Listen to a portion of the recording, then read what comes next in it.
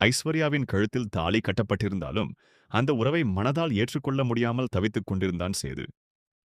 அந்த வீட்டில் ஒவ்வொரு நாளும் ஒரே கூரையின் கீழ் வாழ்ந்தாலும் இருவரின் மனதிற்கும் இடையிலிருந்த தூரம் மட்டும் கொஞ்சம் கூட குறையவில்லை. ஐஸ்வர்யா மட்டும் அந்த தூரத்தை காதலால் குறைக்க முயற்சி செய்தாள். சேது ஒரு நாள் தன்னை முழு மனதோடு ஏற்றுக்கொள்வார் என்ற நம்பிக்கையில்தான் அவள் உயிரோடு இருந்தாள். பிறந்த நாள் வந்ததால் இன்று ஏதாவது நல்ல மாற்றம் நடக்கும் என்று மனம் நிறைய கனவுகளோடு இருந்தாள்.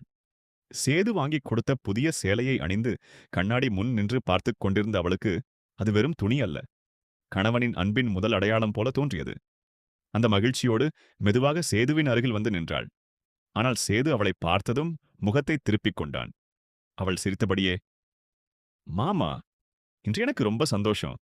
நான் உங்களுக்கு ஒரு சின்ன பரிசு கொடுக்கலாமா என்று கேட்டாள். சேது எதுவும் பேசாமல் அமைதியாக நின்றான். அவள் இன்னும் நெருங்கி வந்து கையை பிடிக்க முயன்றதும், தூரமா நின்னு பேசு என்ற ஒரு வார்த்தை அவளது மனதை நொறுக்கிவிட்டது. அந்த ஒரு வார்த்தை போதும் அவள் இதயம் முழுக்க காயமடைய. ஆனாலும் அவள் பின்வாங்கவில்லை. நான் உங்க மனைவிதானே, உங்களை நெருங்க எனக்கு உரிமை இல்லையா என்று கண்களில் நீருடன் கேட்டாள். ஐஸ்வர்யாவின் அந்த கேள்விக்கு பதில் சொல்லாமல் சேது விலக முயன்றான். ஆனால் அவள் தன் காதலை நிரூபிக்க வேண்டும் என்ற ஆசையில் அவனை கட்டிப்பிடிக்க முனைந்தாள். அவனது கன்னத்தில் ஒரு முத்தம் கொடுக்க நினைத்த அந்த நொடியிலேயே சேதுவின் மனக்கண்ணில் பழைய நினைவுகள் மின்னல் போல் தோன்றின. அவன் முகம் இறுகிப் போனது. கோபத்தின் உச்சத்தில் அவளை வலுக்கட்டாயமாக விலக்கித் தள்ளினான். எதிர்பார்க்காத அந்த தள்ளுதலில் ஐஸ்வர்யா கட்டிலின் மீது விழுந்தாள்.